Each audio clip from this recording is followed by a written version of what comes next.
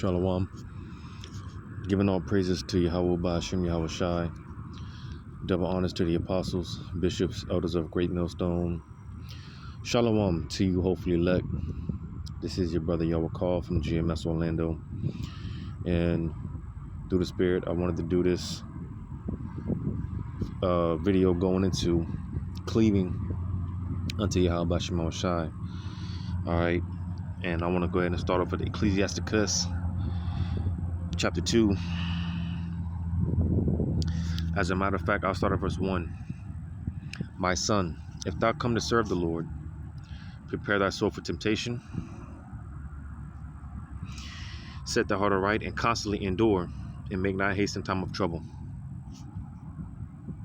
Cleave unto him and depart not away, that thou mayest be increased in at thy last end.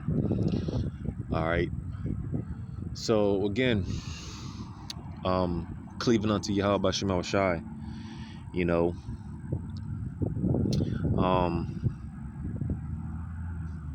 like I just read, it said constantly endure, which, as I mentioned the other day, going into, you know, being in that house of mourning, you know, which is better for us because on one note, it keeps us close, it keeps us nigh unto Yahawashi. Our trials and tribulations, our afflictions, they keep us close with Yahawashi. Because one thing I always mention, I always talk about, you know, as far as that constant communication, keeping that line open, because, you know, someone that you haven't talked to in maybe 10 years or so, out the blue, they call you up, you know, hey, it's such and such, we used to do such and such, go to such and such high school, and, you know, you're unfamiliar with their voice because there's been no line of communication, you know. And on the grand scheme of things, we don't want that to be the case with Yahawashi. We don't want him to get unfamiliar with who we are. We don't want him to get unfamiliar with our voice, you know. So a part of why the Lord keeps our fire in us, he keeps it under us, that applied pressure, a part of why, again, we go through our hell, is to keep us in a constant state of mourning, which will keep us in a constant state of being in need of Yahawashi, which is only going to make us, like I said, cleave. You know, when you cleave onto something, you hold on to it for dear life. You know, like a babe on the mother's tit, right? You know, or mother's breast. You know. So again, more and more, like I said, we go through our hell, our afflictions, and it keeps us close. It makes us cleave unto Yahawashi. We draw nigher unto him. You know. Let me get this, because I was just thinking, you know,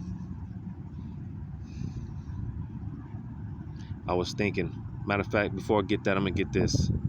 2 Samuel 23. 2 Samuel 23, starting at verse 9. Going into some of King David's mighty men. But the point that I want to make with one of the mighty men, 2 Samuel 23, 9, starting at 9. And after him was Eleazar, the son of Dodo, the Hohite, one of the three mighty men with David. When they defiled the Philistines, that were gathered together to battle, and the men of Israel were gone away. Verse 10, he arose and smote the Philistines until his hand was weary, and his hand clave unto the sword. And the Lord wrought a great victory that day, and the people returned after him only to spoil. So you see the point being that Eleazar, you know, because he was getting busy with the sword, you know, to the point where his hand was basically pried to the sword, you know. And, you know, it's been said that they had to basically pry his hands off that sword, you know, because his hand was so tightly stuck to that sword, you know. And that's how we got to be unto Yahawashi. We had to cleave unto Yahawashi like Eleazar clave unto that sword, you know. which in a sense we again, you know, we cleave unto our sword, you know, which is the scriptures, which through the spirit and power of Yahawashi, you know, the comforter, the understanding behind the scriptures, which is the spirit of the truth, which again is the spirit of Yahawashi. You know, it is Yahawashi, man. You know, he is our sword, and that's who we ought to cleave to. The same way Eleazar claved, he claved tightly to that sword, you know. So now I'm gonna go to this, because like I said, I was just thinking about this, you know. Let me get this in Song of Solomon, chapter 8. As a matter of fact, I'm gonna start at verse 1. Oh, that thou wert as my brother, that sucked the breast of my mother. When I should find thee without, I would kiss thee, yea, I should not be despised. I will lead thee and bring thee into my mother's house, who would instruct me. I will cause thee to drink of spiced wine, of the juice of my pomegranate. His left hand shall be under my head, and his right hand shall embrace me. So, you know, man, again, because like a newborn babe, you know, cleaving onto the mother's breast, you know, a father embracing his son, you know, like I read in Sirach 2, my son, if thou come to serve me, you know, because again, we have to be fully embraced in Yahawashi, man. You know, we have to be really, you know, in tune, intimately in tune with Yahawashi. We have to be obsessed with this. You know, we have to hold on to this tightly. We have to hold on to Yahawashi. Hey, like the Lord said, serve him with all our might, all our strength. You know, just give him our all. You know, because jumping down to verse 14, Song of Solomon 8 and 14. Make haste, my beloved, and be thou like to a roe or to a young hart upon the mountains of spices. Now, just a point that I wanted to make, you know, when you go into the characteristics of a you know, a young roe, which I believe they're called fawns, FAWN. You know, a young buck, young deer, you know, basically a baby deer, baby deers. When you go into the characteristics, you know, baby deers, man, and just because a baby deer, you know,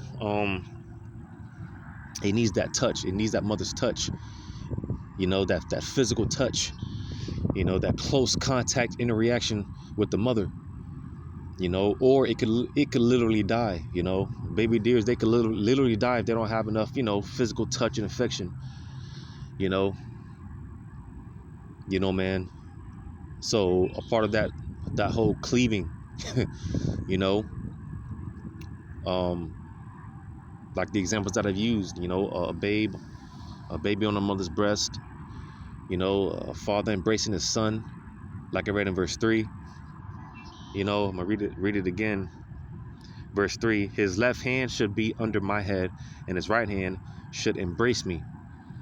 You know, so that's, you know, just, again, being fully embraced, cleaving unto Yahawashi like a young deer, you know, like a young roe, a young deer, a fawn. Which, like I said, you know, when you look into a baby deers, man, they need that physical affection, man. They need that touch from the mother, or they will literally die. You know, so like I read in 2 Samuel 23, you know, just cleaving onto the sword, cleaving onto Yahawashi tightly, you know, and you know that's what that's what the Heavenly Father wants.